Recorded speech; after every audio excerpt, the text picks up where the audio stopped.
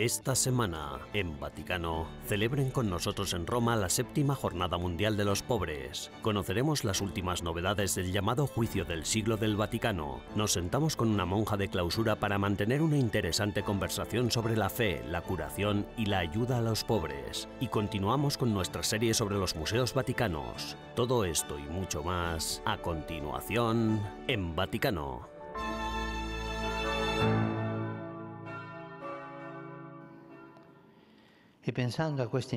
Cuando pensamos en el inmenso número de pobres que hay entre nosotros, el mensaje del Evangelio de hoy es claro: no sepultemos la riqueza del Señor, difundamos la riqueza de la caridad, compartamos nuestro pan y multipliquemos el amor. La pobreza es un escándalo, la pobreza es un escándalo. El Papa Francisco presidió la misa en la Basílica de San Pedro en la 7ª edición de la Jornada Mundial de los Pobres. La Jornada Mundial de los Pobres se celebra anualmente el 33º domingo del tiempo ordinario y es una invitación a todos los fieles a mirar a los necesitados con amor, respeto y generosidad. No apartes tu rostro del pobre fue el lema de la Jornada Mundial de los Pobres de este año. La Jornada Mundial de los Pobres fue iniciada en 2017 por el Papa Francisco y desde entonces se celebra anualmente el tercer domingo de noviembre. La jornada comenzó con la Santa Misa en la Basílica de San Pedro, presidida por el Papa Francisco. A continuación, organizado por el Dicasterio para el Servicio de la Caridad, el Santo Padre almorzó con un grupo de pobres y refugiados en el Aula Pablo VI.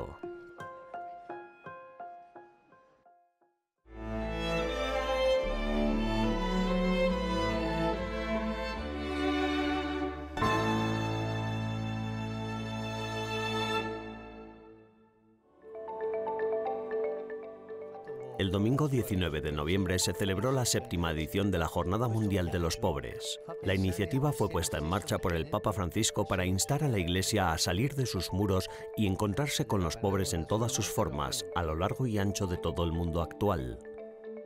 Durante la semana previa a la Jornada Mundial de los Pobres, la Clínica Madre de Misericordia, situada junto a la Plaza de San Pedro, ofreció atención médica especial a los más pobres, según explicó el director del hospital, el doctor Massimo Ralli. Esta es la clínica del Departamento de Servicios de Caridad que ofrece durante todo el año atención gratuita diaria a los pobres y necesitados. Sin embargo, esta semana hemos ampliado un poco el horario, por lo que en lugar de estar abierta solo por la mañana, la clínica también abrirá por la tarde para ofrecer la máxima atención gratuita al mayor número posible de pobres. El equipo encargado de esta asistencia sanitaria está formado por un grupo de 50 voluntarios, entre médicos y enfermeras. Por la mañana, después de una sesión informativa, las enfermeras, los médicos y los practicantes van a las distintas salas. Cada sala está dedicada a una especialidad. Es de la parte de cardiología, la de ginecología y la de medicina general.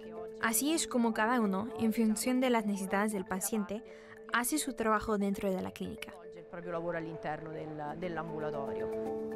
En vísperas de la Jornada Mundial de los Pobres, atendieron al doble de personas de lo habitual, unos 130 pacientes al día.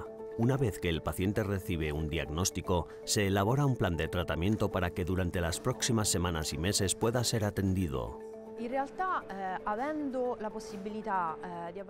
Cuando vemos la necesidad de una visita al especialista, el paciente es derivado directamente al médico especialista.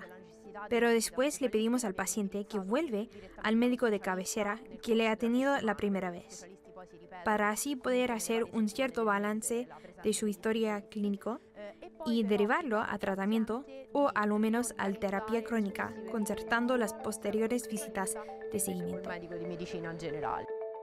El domingo por la mañana, el Santo Padre presidió la misa con los pobres en la Basílica Vaticana, seguida de un almuerzo especial en el Aula Pablo VI.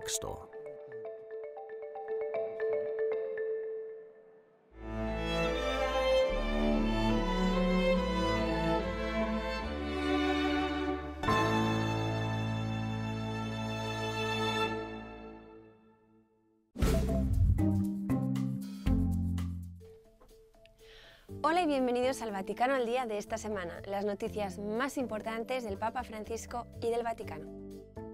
el Vaticano anunció que se asocia con el fabricante de automóviles Volkswagen como parte de su iniciativa más amplia Conversión Ecológica 2030 para introducir una flota de coches totalmente eléctricos y de impacto cero en el Vaticano para 2030 y lograr la neutralidad de carbono para 2050. Los esfuerzos del Vaticano no se limitan a la revisión de su flota, sino que también incluirán la construcción de su propia red de estaciones de carga para vehículos eléctricos, tanto en el estado de la Ciudad del Vaticano como en las zonas extraterritoriales.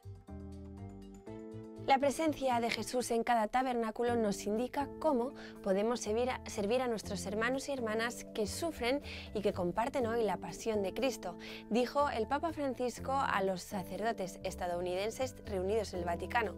En una audiencia con la Asociación Nacional de Sacerdotes Hispanos, el Santo Padre compartió sus consejos para vivir una vida de oración eucarística de cara al próximo Congreso Eucarístico Nacional que se celebrará en Indianápolis en julio de 2024. El Santo Padre dijo: no dejéis solos a los que sufren, no dejéis solo al Señor del Sagrario. El Papa Francisco tuvo un emotivo encuentro con un migrante africano cuya esposa e hija de 6 años murieron mientras cruzaban un desierto en Túnez. Bengue Nimbilo Crepin, de 30 años, compartió su historia durante un encuentro en la Casa de Santa Marta, residencia del Papa en la Ciudad del Vaticano. Crepin, conocido en los medios de comunicación italianos por su apodo como Pato, es originario de Camerún, pero decidió abandonar su país de origen después de que su hermana mayor fuera asesinada en medio de la violencia de la crisis anglófona de Camerún. El Dicasterio para la Doctrina de la Fe del Vaticano publicó un documento en el que reafirma que los católicos tienen prohibido ser masones. El nuevo documento, firmado por el Papa Francisco y el prefecto del dicasterio, el cardenal Víctor Fernández, pide una estrategia coordinada que involucre a todos los obispos de la Conferencia Episcopal Católica de Filipinas para promover la catequesis en todas las parroquias sobre las razones de la irreconciliabilidad entre la fe católica y la masonería. El Papa Francisco se reunió con los sacerdotes de la 17ª prefectura de Roma, situada en el extremo oriental del área metropolitana en la parroquia de Santa María Madre de la Hospitalità, para hablar de las necesidades pastorales urgentes y los retos materiales.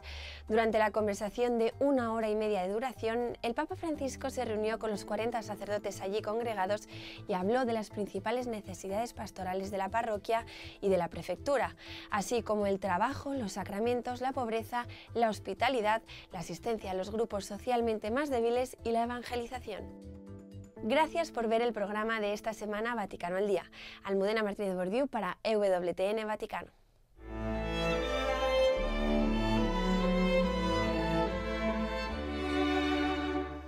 En breves instantes regresamos con más en Vaticano.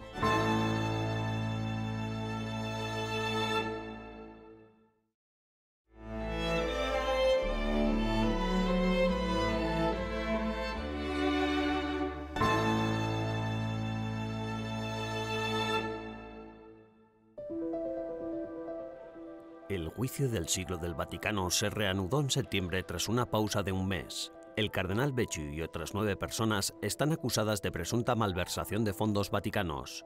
El pasado mes de julio, el promotor de justicia de la Ciudad del Vaticano, Alessandro Didi, pidió a los jueces que condenaran al cardenal Angelo Becciu a más de 7 años de cárcel.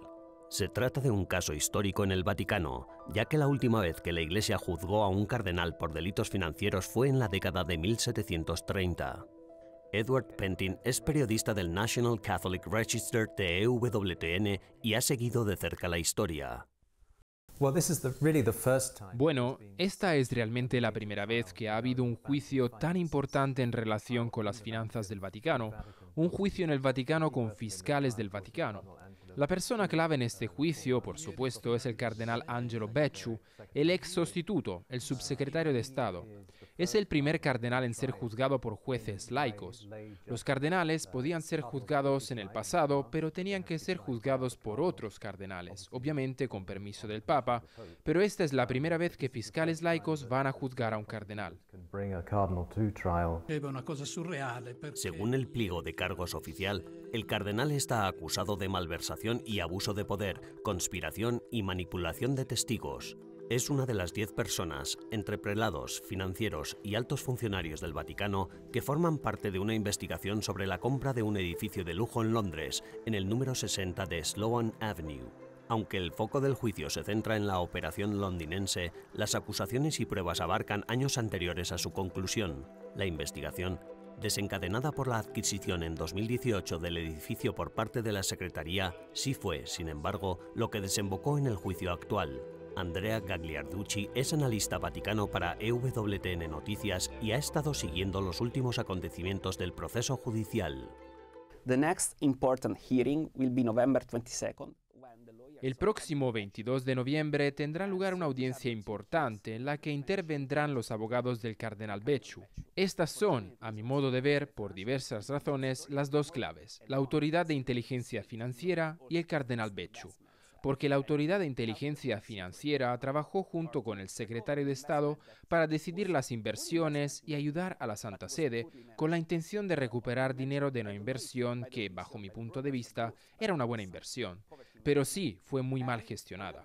Cabe decir que el cardenal Becciu está muy implicado, pero solo en una pequeña parte del juicio, porque en lo referente a los inmuebles de Londres, él solo dio el ok inicial, puesto que enseguida dejó de ejercer de sustituto. The initial okay, but then he was not substitute anymore.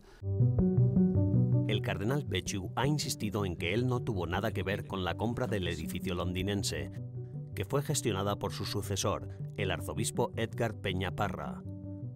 La adquisición del mueble londinense, que supuso una pérdida de más de 100 millones de euros para el Vaticano, fue uno de los componentes de un acuerdo por el que la Secretaría se desvinculó del financiero Raffaele Mincione. Fue uno de los componentes de un acuerdo por el que la Secretaría se desvinculó del financiero Raffaele Mincione. Anteriormente, en 2014, la Secretaría había invertido unos 200 millones de euros con Mincione. El cardenal Becciu aprobó la inversión inicial, su financiación y el registro no convencional en los balances del Vaticano, todo lo cual forma parte de la acusación. Antes del juicio, Becciu se resistió al escrutinio cuando la Secretaría de Economía y la Oficina del Auditor General trataron de auditar los libros de la Secretaría de Estado para una auditoría que incluía a toda la curia en 2015-16. Los informes, confirmados posteriormente por el cardenal George Pell y el auditor general Libero Milone, revelan que, bajo la dirección de Becciu, la Secretaría empleó prácticas contables prohibidas para ocultar a los auditores la totalidad de la inversión de 200 millones de euros con Mincione y los préstamos bancarios asociados. El Estado de la Ciudad del Vaticano tiene un sistema peculiar en el que el Papa está arriba del todo, lo que implica que en un momento dado el Papa también podría pedir una acusación o una declaración de culpabilidad, aunque no haya pruebas, porque el Papa quiere dar ejemplo. Esto dirá mucho sobre cómo el Papa está gobernando la Iglesia y también sobre cómo se considera a sí mismo. Ningún papa en lo que va de siglo ha intervenido tanto en la microgestión como el Papa Francisco. Dado que el juicio continuará este invierno, con veredicto a mediados de diciembre, los abogados de Becciu esperan responder a las pruebas de forma sistemática y convincente. Se espera que los argumentos que presenten para convencer a los jueces sean mejores que las afirmaciones genéricas de inocencia del cardenal. A medida que el juicio, que supuestamente concluirá con el veredicto previsto para mediados de diciembre, avanza, el equipo jurídico de Becciu procurará dar respuestas convincentes a las pruebas presentadas en contra de su cliente.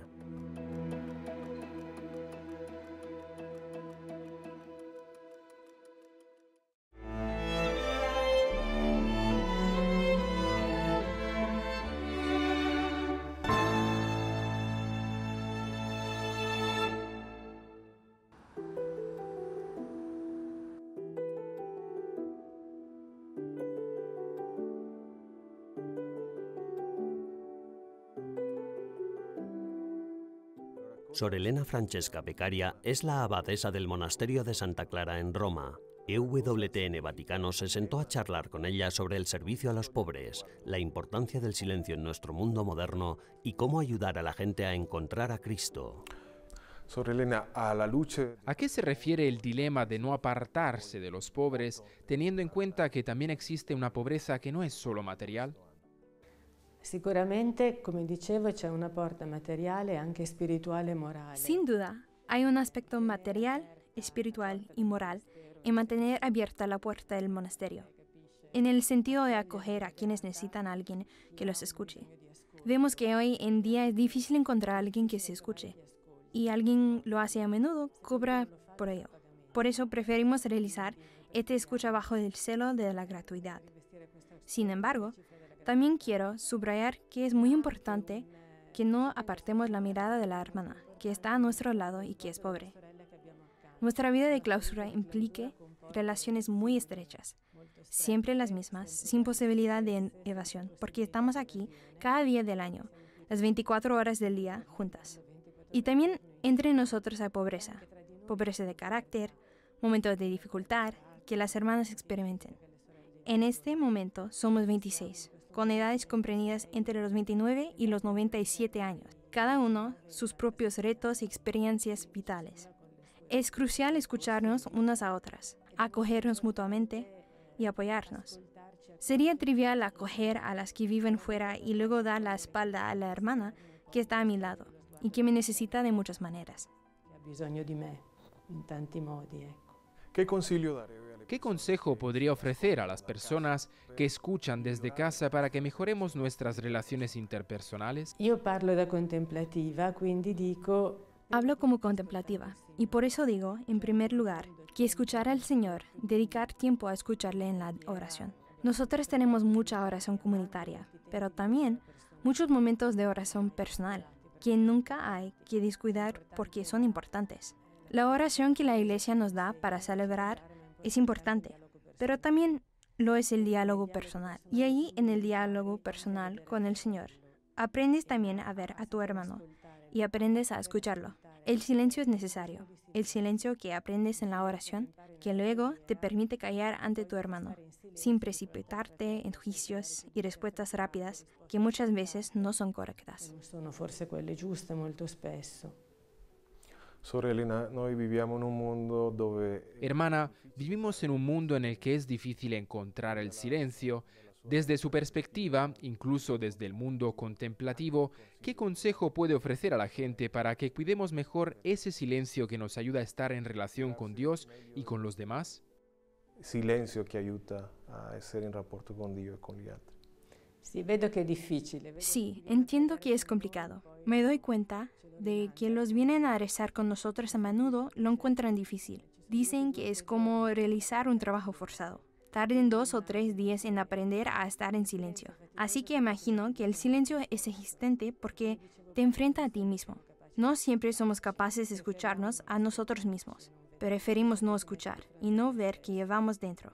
El consejo que doy es que se lo tomen con calma, es decir, que no dejen a intentarlo, quizá a través de periodos cortos sin esperar demasiados progresos al principio, porque puede ser desalentador e incluso agotador, pero dediquemos unos minutos cada día. Más adelante aprendemos a pasar incluso una hora en silencio ante Él. Muchos laicos que vienen a rezar con nosotras los hacen. Nosotras, después del rosario y vísperas por la tarde, tenemos una hora de adoración. Y hay gente que llega a experimentar con nosotras ese silencio en la iglesia. Sorella, lei ha parlato delle persone. Hermana, usted me ha hablado de personas que han pensado en quitarse la vida o que no le encuentran sentido a su vida. ¿Podría ofrecerles alguna palabra de consuelo a estas personas? Di conforto a queste persone. Ma l'unica speranza è Gesù. Que la única esperanza es Jesús. Hablo también por experiencia personal. El Señor dio sentido a mi vida. Él te permite vislumbrar un horizonte diferente, posible. Es la palabra del Evangelio y la persona de Jesús entrando en tu vida. De lo contrario, es muy difícil porque todo lo humano decepciona, se acaba, tiene un límite y poco a poco en la vida experimentas que apoyarte en los bienes de este mundo conlleva el riesgo de perderlos. El único que verdaderamente permanece siempre es el Señor y lo que Él viene. En otras palabras, la fe te da una perspectiva distinta de la vida y la vida se llena de esperanza porque adquiere una profundidad distinta, apoyándose en valores que no se desvanecen. Ti appoggi su valori diversi che non passano.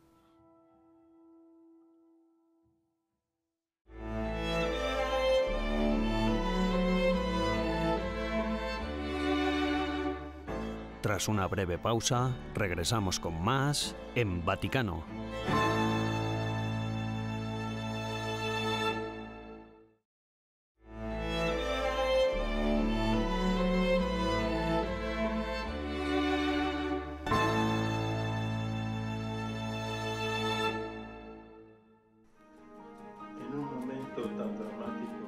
El 40 aniversario del Patronato de los Museos Vaticanos es un hito en la vida de la organización y un motivo de celebración por el camino que sus miembros han recorrido juntos.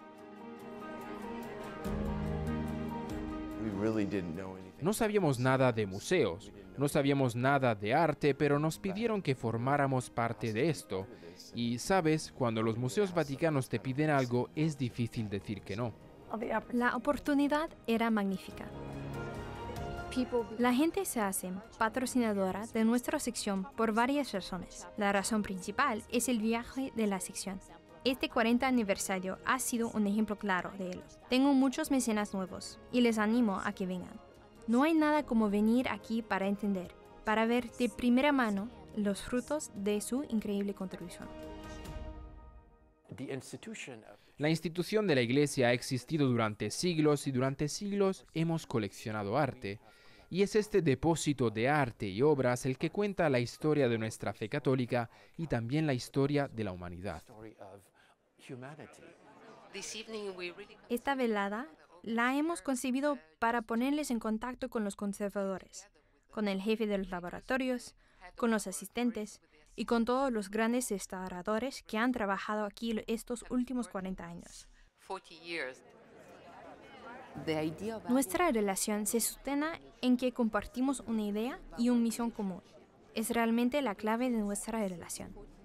Durante los últimos 40 años, los mecenas del Museo Vaticano han comprendido nuestras particulares necesidades. La restauración de esas obras maestras, por ejemplo, cada uno de estos tapices que nos rodean en esta sala ocupan hasta 10 restauradores y 5, 6 o 7 años de trabajo. Este tapiz es uno de esos ejemplos. Está bajo el cuidado de algunas laicas y hermanas de las franciscanas misioneras de María, orden a la que el Papa Pío XI encargó la restauración de los tapices en 1926. Los miembros del equipo están cortando los hilos que han estado causando problemas y reforzando la totalidad de la pieza.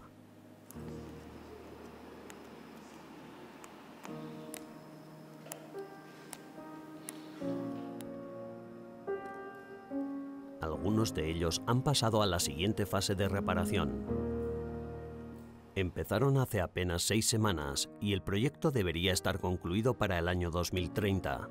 Sin embargo, el trabajo pende aún de un hilo y está lleno de incertidumbre, ya que este proyecto particular aún no ha recibido fondos. Me gustaría hablarles de los cambios y planes que dan testimonio de las diferentes actividades en que estamos implicados. Nosotros y todos ustedes, planes que tenemos a medio y largo plazo. Canova, a cual acabamos de inaugurar. La exposición Antonio Canova, que se inauguró este otoño con un acto para la prensa, es un proyecto que recibió la aprobación, pero que todavía necesita un nuevo apoyo financiero. Esta exposición ha sido posible gracias a los mecenas de los artes del Museo Vaticano, concretamente del capítulo noreste. Comprendieron inmediatamente la importancia de este proyecto, no solo para la figura de Canova como escultor, sino para lo que Canova representa en el propio museo.